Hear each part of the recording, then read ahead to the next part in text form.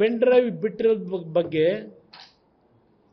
ಇಲ್ಲಿವರೆಗೆ ಅದನ್ನು ಬಿಟ್ಟಿದ್ರಿಂದ ಯಾರ್ಯಾರಿಗೆ ಏನು ಅನ್ಯಾಯ ಆಗಿದೆ ಅನ್ನೋದು ಯೋಚನೆ ಮಾಡಿದ್ದೀರಾ? ಪಾಪ ಏನು ಭಾಳ ಮೊದಲನೇ ಬಾರಿಗೆ ಕಾಂಗ್ರೆಸ್ ನಾಯಕರುಗಳಿಗೆ ಹಿಂದೂ ಮಹಿಳೆಯರ ಬಗ್ಗೆ ಭಾಳ ಗೌರವ ಬಂದಿದೆ. ನಮಸ್ಕಾರ ಕೃಷ್ಣ ಬೈರೇಗೌಡರೆ. ಪ್ರಥಮ ಬಾರಿಗೆ ನಮ್ಮ ಹಿಂದೂ ಸಮಾಜದ ಹೆಣ್ಣು ಮಕ್ಕಳ ಮಾಂಗಲ್ಯದ ಹರಣದ ಬಗ್ಗೆ ಇಷ್ಟೊಂದು ದೊಡ್ಡ ಸಂಖ್ಯೆಯಲ್ಲಿ ಮಹಿಳೆಯರ ಮೇಲೆ ದೌರ್ಜನ್ಯ ಆಗಿದೆ.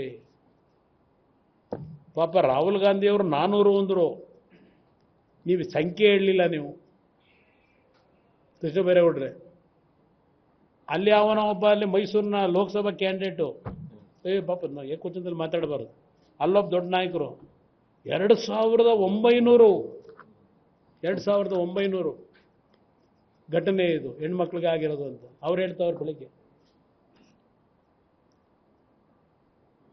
SIT ಕೊಟ್ಟು ಎಷ್ಟು ದಿನ ಆಗಿದೆ? ಈಗ ಎಷ್ಟು ದಿನ ಆಯ್ತಣ್ಣ SIT ಕೊಟ್ಟು? ಇಲ್ಲ, ಒಂದು 15 ದಿವಸ ಆಗಿರ್ಬೇಕೇನು. ಇಲ್ಲಿ ನಾನು ಯಾಕೆ ಇದನ್ನು ಕೇಳ್ತಾ ಇದ್ದೇನೆ ಅಂದರೆ, ಮಹಿಳೆಯರ ದೌರ್ಜನ್ಯದ ಬಗ್ಗೆ ಹೇಳ್ತಾ ಇದ್ದೀರಲ್ಲ, ಅಲ್ಲೆಲ್ಲ ಅದೊಂದು ಏನಾಯ್ತಲ್ಲ ದೌರ್ಜನ್ಯ, ಸಾಯಿಸಿದ್ರಲ್ಲ.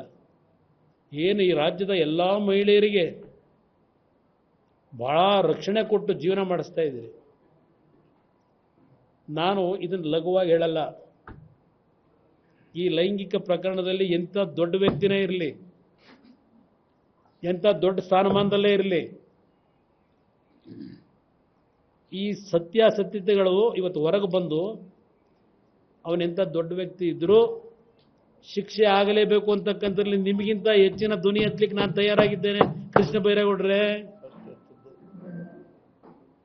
ನಿಮಗಿಂತ ಹೆಚ್ಚು ಧ್ವನಿ ಎತ್ತಲಿಕ್ಕೆ ತಯಾರಾಗಿದ್ದೇನೆ. ಒಂದು ನಿಮಗೆ ನೆನಪಿಸ್ಕೊಡ್ತೇನೆ, ಈ ಸರ್ಕಾರಕ್ಕೆ ದಯವಿಟ್ಟು ಇದನ್ನು ಪ್ರೊಜೆಕ್ಷನ್ ಕೊಡಿ.